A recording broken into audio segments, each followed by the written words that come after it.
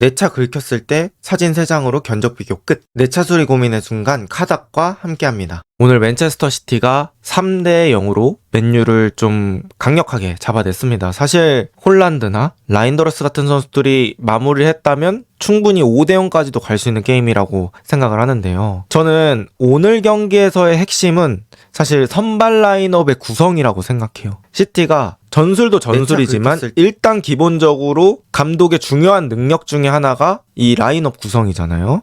라인업에 따라서 경기 컨셉도 많이 달라질 수 있고, 근데 오늘 포백부터 골키퍼까지 이 5명의 구성이 저는 맨유를 잡아먹기에 아주 알맞은 구성이었다고 생각을 합니다. 뒤쪽에서 선수 얘기는 따로 할 거긴 한데 전체적으로 피지컬이 괜찮죠. 리코 루이스나 아인누리 같은 선수 기용할 때보다는 오라일리, 그바르디올, 디아스, 후사노프, 일단 포백이 피지컬이 든든합니다. 그 다음에 후사노프가 풀터백 역할을 또 너무 잘해주기도 했고, 리코 루이스, 마테우스 누네스 이런 선수들보다는 확실히 수비적으로 힘을 줄 수 있는 자원인데 오늘 후사노프가 자신한테 주어진 그런 것들은 잘 뽑아냈다고 볼 수 있을 것 같아요. 그리고 오늘 전술적으로도 저는 시티가 조금 달라졌다고 생각하는 부분이 바로 롱볼의 빈도였습니다. 그러니까 오늘 맨유는 일단 1차 목표가 로드리였어요. 로드리 쪽으로 이렇게 공이 들어갈 때는 로드리한테 주변에 있는 선수들이 한 번에 압박을 가면서 로드리가 순간적으로 둘러싸이게끔 만들었던 것 같은데, 이게 전반전에 저는 그런 문제들이 좀 많았다고 생각을 하거든요. 근데 이제 라커룸 들어갔다가 나오면서 후반전에는 로드리한테 무리해서 공을 준다기보다는 이 포백의 선수들이 계속 그냥 앞으로 때려버렸어, 롱볼을. 그리고 여기서 홀란드나 도쿠, 포든 이런 선수들이 바짝 붙어주면서 압박에 성공해서 찬스를 만들어내는 비율이 있었죠. 오케이, 우리 후방에서부터 굳이 점유 안 해도 돼. 그냥 까놓고 오히려 우리가 압박을 가자. 우리가 압박을 당하는 상황을 만들지 말자. 이런 방식으로 접근했던 게 오히려 게임이 더 쉽게 풀렸던 그런 상황인 것 같습니다. 그래서 시티가 경기를 되게 효율적으로 할 수 있었고, 오늘 마침 홀란드, 포든, 도쿠 이런 선수들이 또 폼이 좋으면서 역습 상황에서 득점들이 만들어지기도 했죠. 그래서 오늘 시티가 가지고 온 선발 라인업, 그 다음에 들고 나온 그런 전술, 그런 것들이 잘 맞아떨어졌다, 이렇게 얘기할 수 있을 것 같아요. 그러니까 어느 정도 펩이 타협한 거, 그런 것들이 저는 먹혀 들어갔다고 생각을 하고요. 사실 그동안 펩이 고생했던 부분이 뭡니까? 여기서 막 탱탱볼 싸움 벌어지고 이런 것들이잖아. 근데 저는 오늘 시티가 나 무조건 여기서 이겨야 돼, 이런 생각을 조금 피한 것 같아요. 그러니까 이 지역에서는 내가 무조건 중원 싸움 이겨야 돼, 이런 느낌보다는 오히려 뒤로 당겨놓고, 오케이, 여기서는 너네가 먹고 우리가 그냥 뒤에서부터 그냥 한 번에 앞으로 때려서 싸워볼게, 요런 느낌으로 접근했다고 해야 될까? 저는 그런 느낌을 많이 받았습니다.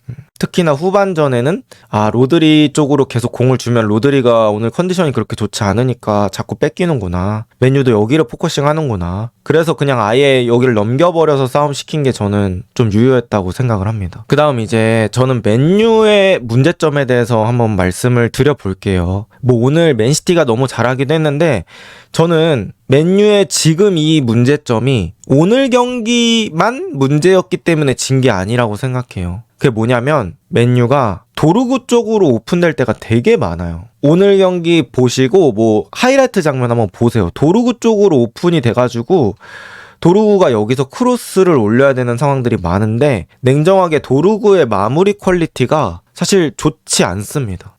저는 도루구를 까는 게 아니에요. 도루구는 물론 어려서 성장할 가능성이 있긴 하지만 완전히 오픈된 찬스에서 되게 일반적인 크로스를 해서 코너킥을 만드는 그런 상황을 자꾸 유발하거든요. 그래서 맨유의 주 공격 루트가 이렇게 짜짜짜짝 해서 결국에 사이드로 뿌려가지고 여기서 무언가가 변수가 나와야 되는데, 도루구가 가진 능력치 대비 저는 요구받는 역할이 너무 어렵다고 생각을 해요. 맨유가 여기다가 대포를 설치해놨는데 도루구 쪽으로 계속 포탄을 나르는 거예요. 근데 그 대포를 조준하는 사람이 도루구인데 도루구는 제대로 조준을 할 수 있는 능력이 없는 거지. 그래서 날카로운 크로스도 잘 안 나오고 왼쪽에서 계속 결과값이 안 나와. 최대 결과값이 약간 코너킥 같은 느낌이고요. 근데 오늘 맨유가 코너킥 했을 때 문제가 뭐였냐? 골키퍼가 돈나룸마예요. 저는 이 돈나룸마도 되게 결정적인 역할을 했다고 생각을 하는 게 사실 트래포드보다 피지컬이 좋잖아요. 그래가지고 요즘 코너킥이나 세트피스 할 때 골키퍼를 막 방해한단 말이야. 수비수들이 몸으로 밀면서. 근데 돈나룸마는 그걸 힘으로 이겨낼 수 있는 걸 가지고 있어요. 그래서 수비 와. 나 힘으로 민 다음에 손 쳐낼게. 뭐 잡을게. 이게 되더라고요. 그래서 뭔가 트래포드보다 이 몸이 두꺼운 거 그리고 힘이 좀 좋다고 느껴지는 거 그런 것들이 또 맨유의 세트피스를 잘 방어할 수 있는 그런 구조가 되지 않았나 싶습니다.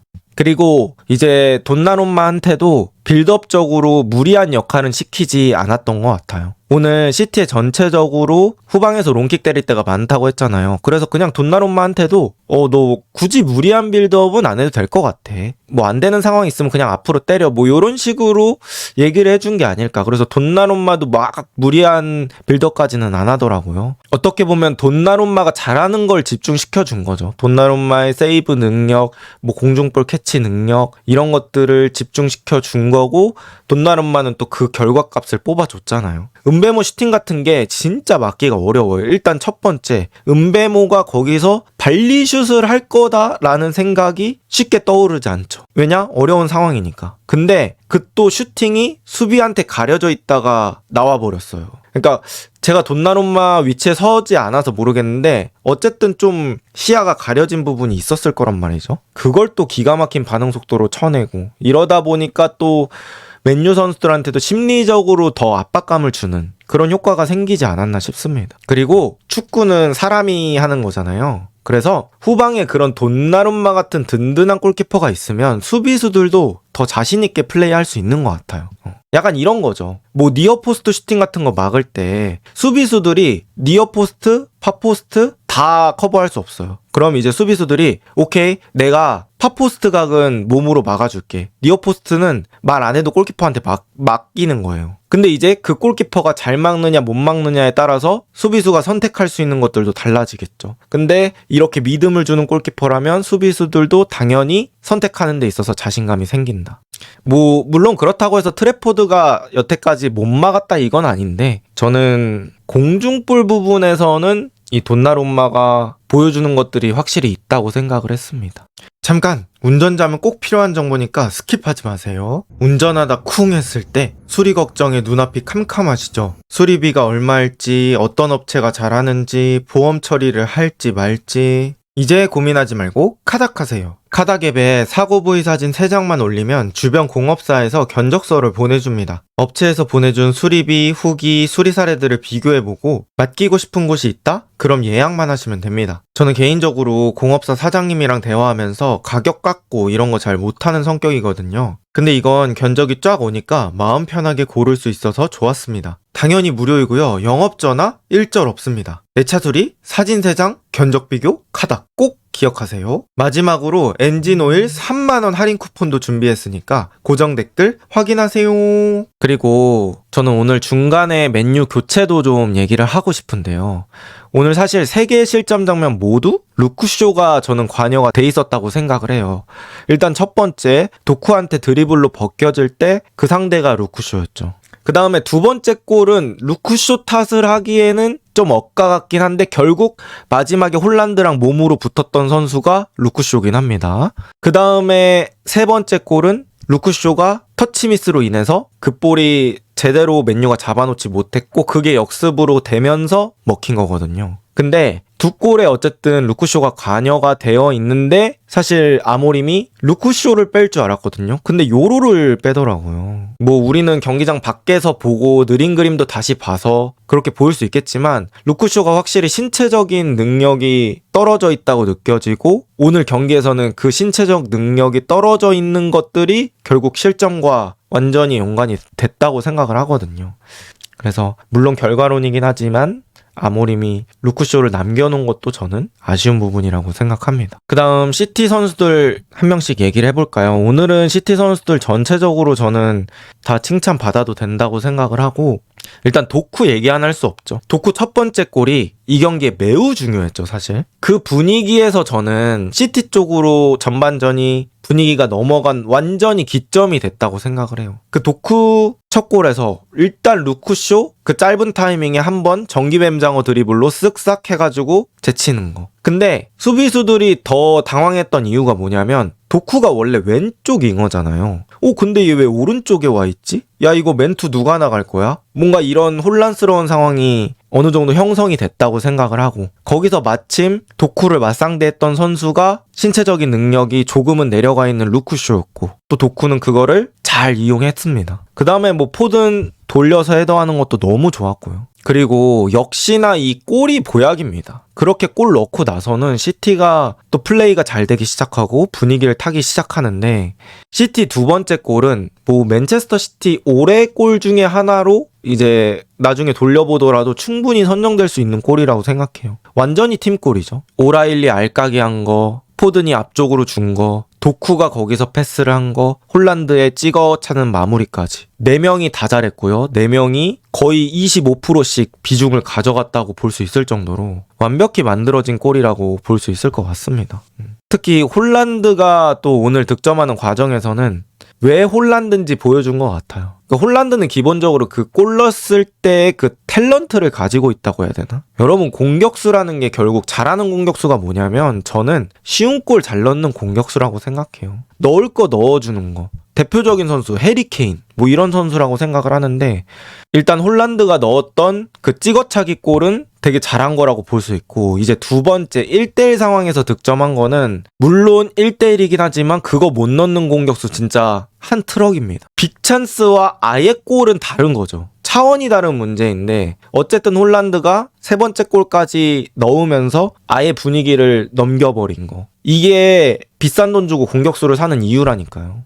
그리고 이제 홀란드가 좋아하는 상황들이 많이 나온 거. 뒷공간 많고 좀 역습 상황에서 자기 속도 살려서 마무리할 수 있는 그런 상황들이 많이 나온 것도 한 몫을 한 것 같습니다. 그 다음에 후사노프. 저는요, 후사노프 보고 진짜 깜짝 놀랐습니다. 후사노프는 조금 더 자주 기용해도 된다고 생각을 해요. 일단 수비 커버 범위가 미쳤잖아요. 오늘 제가 아까 말씀드렸던 것처럼 도르그 쪽으로 공이 많이 들어갔단 말이죠. 근데 후사노프가 뭐 속도면 속도, 컷백 각도 잡는 것도 그렇고 대인 수비도 그렇고 다 좋았습니다. 그리고 일단 빠르잖아요. 빠르다 보니까 넓은 범위 커버가 가능하고, 그리고 오늘 경기 펩이 저는 생각을 잘 했다고 봐요. 그러니까 마테우스 누네스, 리코 루이스 물론 멀티성 있고 유틸리티성 가지고 있는 그런 라이트백이죠. 하지만 수비력 자체로만 봤을 때는 후사노프가 저는 제일 좋다고 생각을 하거든요. 근데 일단 수비의 안정화가 이루어지니까 또 앞쪽에서 공격수들도 계속해서 기회를 받을 수 있는 거라고 생각을 하거든요. 근데 후사노프는 자기한테 기대했던 그 모습들은 다 충족을 시켜줬다.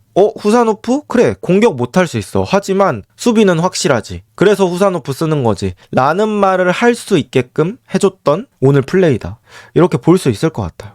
그리고 이제 왼쪽을 커버를 누가 했냐? 바로 그바르디올입니다. 그바르디올이 또 선발로는 오랜만에 복귀를 했고, 역시나 시티에서는 없어서는 안 되는 존재다. 오늘 오라일리도 좋았는데요. 사실 오라일리 혼자서 은베모를 막기 어려울 때, 아마드를 막기 어려울 때 그바르디올이 가운데 쪽 루트를 다 잘라주면서 또 최후방 벽이 돼줬거든요. 그런 것들도 저는 충분히 칭찬받을 만하다. 그러니까 한 문장으로 얘기하면 시티가 수비 구조를 되게 잘 짜서 나온 것 같아요. 돈나룸마까지 5명을 구성을 딱 잘 해서 나왔다. 그리고 이제 아인누리라는 선수가 있잖아요. 누리는 뭐 수비적인 것보다는 공격적인 재능이 있는 선수고, 누리를 사용할 때는 오른쪽에 마테우스 누네스 쓰는 게 아니라 후사노프 쓰면 좋을 것 같아. 그래서 그바르디올, 디아스, 후사노프 이렇게 해서 변형백3 만들고 누리를 좀 올렸으면 수비적인 밸런스 챙기면서도 풀백에서의 공격력을 기대해 볼 수 있는 그런 조합이 되지 않을까.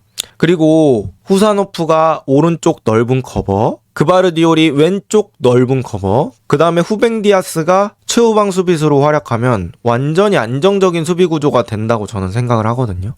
그래서 그렇게 구성하는 것도 좀 고려해보면 어떨까라는 생각이 들었습니다.